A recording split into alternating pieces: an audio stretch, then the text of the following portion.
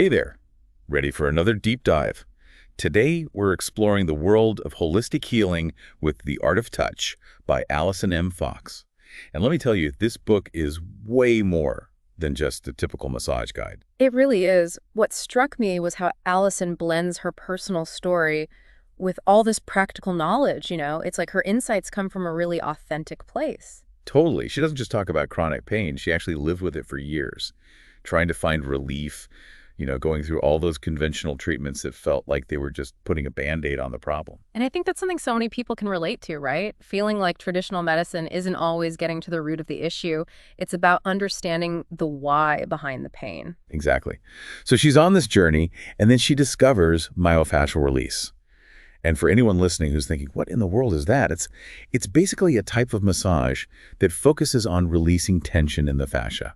Which, and maybe this is a bit of a refresher for some, is this connective tissue, like this big web that runs throughout your entire body. It's like the glue holding everything together. Exactly. And it can have a huge impact on how we move and feel. Huge.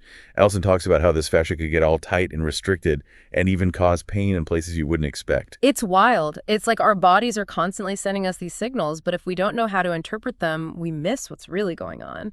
And that's where myofascial release comes in. It helps us tune into those subtle cues. So it's a game changer for her. But here's the thing. She doesn't just stop at myofascial release. She dives into all these other modalities too, like myoskeletal alignment, lymphatic drainage. It's like she's piecing together this whole puzzle of the body's healing systems. And that's what's so important, because it emphasizes that our bodies aren't just these separate compartments. Everything's connected, and her approach reflects that. Okay, so we've touched upon the lymphatic system, but really, how many of us actually think about it on a daily basis? Right. Probably not many, unless, of course, you're feeling a bit under the weather. It's like this unsung hero quietly working away behind the scenes. Exactly. This whole intricate system of vessels and nodes, like a drainage system, making sure everything flows smoothly and gets rid of all the waste products and toxins. And Allison makes a great point that so many of us just don't realize how important it is, but when it's out of whack. I mean, you feel it. It's like out of sight, out of mind, right? Until it's a problem. But going back to massage, what I found really interesting is how Allison emphasizes that these modalities, they're not just about relaxing, are they? Not at all. It's about supporting these essential systems in our bodies. And, even beyond the physical benefits, there's a whole mental and emotional aspect to this work. Absolutely. That mind-body connection, it's huge. Huge. Allison talks about how grounding massage can be, helping people to really connect with their bodies and let go of all that pent-up tension we tend to carry around. Because it's all connected, right? Like they say, stress will show up somewhere, somehow. Exactly. And that's why I think it's so great that she explores such a variety of modalities in the book. It's like having all these different tools in a toolkit, each one offering something unique. Okay, so let's break down those tools a bit. We talked about myofascial release, but for those of us who've never actually experienced it, what's really happening during a session? Well, imagine a myofascial release therapist, like an artist, a sculptor even, but instead of clay, they're working with your fascia.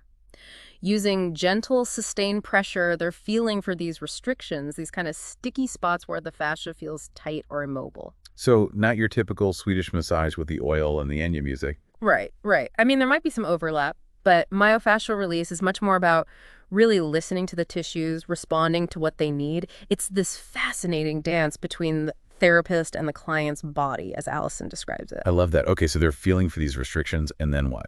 How do they actually get them to release? Well, they use a combination of techniques.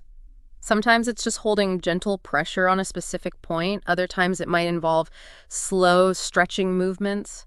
The whole goal is to kind of coax the fascia back into a more fluid state, to help it unwind and lengthen. And that can impact everything from chronic pain to posture to even how well you move in your workouts. Exactly. Because remember, we were talking about how this fascia, it's everywhere. It's like this web that connects everything in your body. So when one part of that web is restricted, it's going to create this ripple effect, It's true. It's all connected. And speaking of connections, she talks about trigger points too. What are those exactly, and how do they play into all of this? So trigger points, those are like those pesky little knots you get, the ones you're always trying to dig into when your shoulders are tight. Oh, yeah. I know them well. They're basically these hyper-irritable spots within the muscle or fascia that can actually refer pain to other areas of the body. Wait, really? So that pain in my shoulder could actually be coming from a trigger point in my back? Exactly. And this is where myofascial release can be so powerful because it can directly address those trigger points, often providing relief that other therapies miss. In fact, Allison talks about some amazing case studies in her book, people finding lasting relief from migraines, back pain, even carpal tunnel, all through myofascial release. Wow. Okay, I'm sold. I need to find a myofascial release therapist, like yesterday. But let's shift gears for a sec and talk about those other modalities we touched on earlier. We talked a little bit about the lymphatic system, but what exactly is lymphatic drainage? So picture this, a very gentle, rhythmic massage that helps to improve the flow of lymphatic fluid throughout the body. It's like giving your body's own cleaning crew a little boost. Exactly. And just like myofascial release, it uses very specific light touch techniques, but this time it's about stimulating those lymph nodes and vessels, getting them to work more efficiently. It's amazing how many of these systems are working so hard for us without us even realizing it. Isn't it? And it just goes to show why this whole body, holistic approach is so crucial. Recognizing that interconnectedness. And speaking of interconnectedness, that brings us to another amazing modality that Allison covers, myoskeletal alignment. Okay, yes. That one sounds intriguing. It's kind of like what chiropractors do, right? There are definitely some similarities, but myoskeletal alignment takes a more holistic view. Instead of just focusing on the spine, it looks at the entire musculoskeletal system, so that's your bones, muscles, tendons, ligaments, the whole shebang, and it aims to identify any imbalances or misalignments that might be causing pain or dysfunction. So it's like realigning the entire framework of the body. Exactly. Imagine your body is like a house, right? Over time, the foundation can shift, the walls settle, and suddenly things aren't quite lining up the way they should. Myoskeletal alignment is about gently nudging those structures back into place. So if myofascial release is like the deep tissue work and lymphatic drainage is more about gentle encouragement, then myoskeletal alignment is like the structural engineer making sure the foundation is solid. You got it. It's about restoring balance and integrity to the entire system. My mind is blown. It's amazing how Allison brings all these different modalities together. But I have to ask, with so many options, where do you even begin? That's where working with a skilled practitioner is key, because they can help tailor the treatment to your unique needs. Allison really stresses the importance of that initial client consultation, taking the time to understand your history, your concerns, your goals. So it's not a one-size-fits-all approach, Yeah. which I guess makes sense, but it's good to hear her emphasize that. Absolutely not. It's about finding what works best for you. And what's so cool is that she often combines these different modalities to create this synergistic effect.